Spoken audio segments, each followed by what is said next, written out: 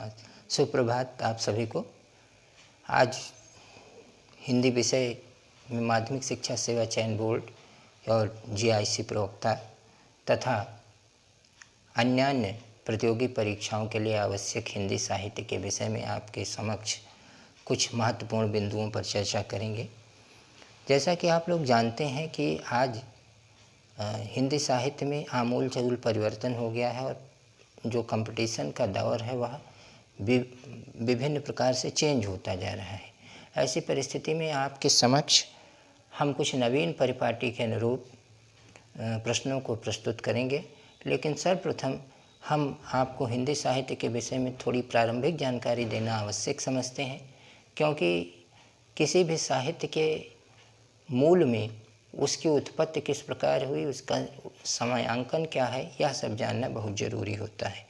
इस परिप्रेक्ष्य में अगर हम देखते हैं तो सबसे अच्छा जो हिंदी साहित्य का व्यवस्थित इतिहास, सर्वश्रेष्ठ इतिहास हम कह सकते हैं, तो वह है हिंदी साहित्य का इतिहास आचार्य रामचंद्र शुक्ल के द्वारा लिखित। तो सर्वप्रथम आज हम चर्चा हिंदी साहित्य के काल विभाजन पर करेंगे, जो कि आचार्य रामचंद्र शुक्ल के द्वारा किया गया है। आचार्य रामचंद्र शुक्ल ने आदिकाल को वीरगाथा काल के नाम से अभिहित किया और इसकी समय सीमा संवत 1050 से संवत 1375 तक रखा। तत्पश्चात उन्होंने भक्तिकाल को रखा और भक्तिकाल की समय सीमा संवत 1375 से संवत 1700 तक। 1700 के उपरांत का जो समय है, 1700 से लेकर 1900 का समय खंड जो है वह रीतिकाल के अंतर्गत उन्होंने माना। उसके बाद आधुनिक काल आता है। आधुनिक काल को उन्होंने 1900 से और 1984 ईस्वी तक माना। तो आज ये हुई हमारी प्रारंभिक चर्चा हिंदी साहित्य के काल विभाजन पर।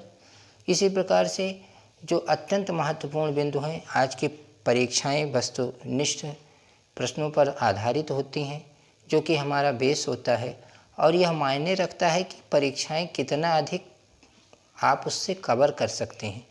तो हमारा उद्देश्य यही है कि अधिक से अधिक आपको लाभ पहुँचे और वस्तुनिष्ठ प्रश्नों की श्रृंखला को अधिक से अधिक सम्मिलित किया जाए, जिससे कि आप हमारे ही नोट्स से, हमारे ही क्लास से हमारा अनुमान है कि 90% प्लस क्वेश्चन आप प्राप्त कर लें और इसी पर हम निरंतर कार्य कर रहे हैं।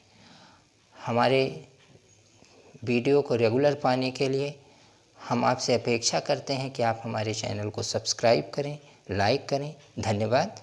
अब कल से रेगुलर आपको कक्षाएं मिलने लगेंगी।